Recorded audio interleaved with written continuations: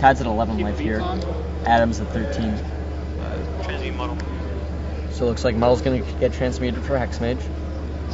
Hexmage is going to get out. Getcha. Take that, Jace. Been fun.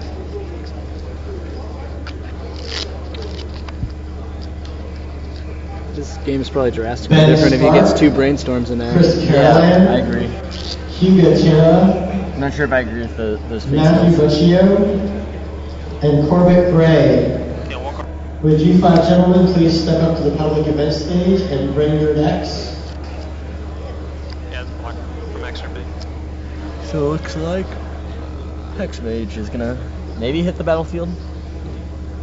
Can't think there's a reason not to. Do you think he's going to use Extirpate now or later? Go. Nope, just passes the turn. Maybe draw step. Oh, Jace. Yep, draw step, there it is. Extirpate, Jace the Mind Sculptor. Looks like Bob was drawn, yeah. Oh, Thopter Foundry, sorry. That's Bob. No, it's Bob. No, Thopter he's Foundry was doing extirpated. Is that a compulsive? Wow. Now we got to find out if there's a... Insane. Yeah. He went to 1 sword and 2 Thopters.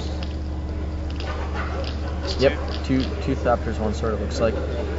Is all that Adam has. You really want to get rid of top of the foundry? Get this extra page, sword. Todd gets a good long look at Adam's deck. I think we might have boarded exactly the same. Ray Daniel, please report to the public events area. Also, we have the last booster draft of what very well might be the last booster draft of the day. Best case scenario, your chick can legend rule out that Academy runs, keep his Bob on board. That's the goal. You might want to be There's been so many strange decisions that have gone on. Like, and don't know if they were right or wrong. They were just made and interesting to think about. That's true. Yeah, sure. So, Compulsive Research is going to get cast here. Richard draws. Misha Werdovich. 3 mystery cards. One of them's a Jace. I feel like how we're all like Wow. keep making our heads go the other way to see if we can see his hand. I'll always do that. Look at the side. It's on a flat screen. We're just. It's HD. So he man. drew... It's HD. He drew Hexmage, Teleros, Jace? He definitely drew Jace. So all gas. Really? Yep. Oh, hi. Maybe you should have extirpated this guy, man. Love I guess is so it's much justice better for than Falcon. earlier today. It's going to continue to Fate Seal. For 2 yards stick. He's going to Fate Seal, leave the card on top. Insta stays on top. Probably a complete brick.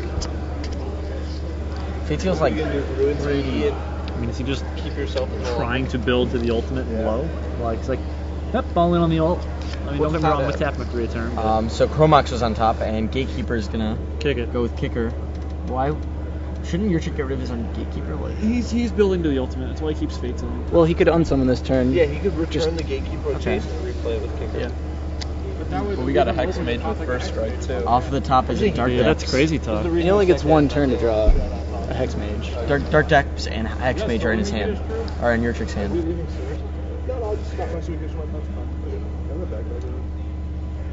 At the same time, if he never hits a Hexmage, this Jace is going to win the game. Yep. Oh, yeah. So Fate Seal again. Adam winning as much as top. No, this game 3 of top 4. Who's the finals? Yes. I don't know. And your that's chick the does match. it. Your chick plays Hexmage and Dark Depths, and your chick will advance to the finals. Maybe he'll win a finals this time. Nope, our winner's Kenny Ellis. We'll see. Did Kenny Ellis win his match? I think it doesn't matter who's voting. It's gonna go tumbling down right now. The pressure might get to him. He doesn't deserve to win. So we're gonna figure out exactly who Adam is gonna play against, and we'll bring you the finals in a little bit. So you guys can continue to talk. Maybe Cedric will stop screaming at me. Sorry. I love you, Cedric. Sorry, badass W. He's going to go find out who won. Yes, he's going to go find out who won because Cedric Phillips is unreliable at providing information. That's All a he's gonna real skip- deal. That was a much more exciting game 3 than the first 2 games. Agreed. People were wondering where we were going to when our next show was. So why don't you tell them about what's going on in May 1st and 2nd. May 1st and 2nd, I will be with Rashad in the booth for GG's Live in Atlanta, which is Please, if you're gonna do it right. In Hotlanta. Yeah, that's Good correction. It's very hot there, so we like to call it Hotlanta. down in the dirty. And who will be sponsoring that event? Well, it's the Star City Games Open Series. So I think StarCityGames.com. I don't think we're bringing in anyone else. Right. It's all Star City Games. Cool. And we have the winner of the other match. has defeated Players signed up for booster Ken draft Ellis and is 14 now going to be playing against Adam in the final. I told that. I called that at the beginning of that. So. That's a good prediction. Kyle Bogemus seems to think that Sean is favored here. He's tested the matchup himself. So. Yeah.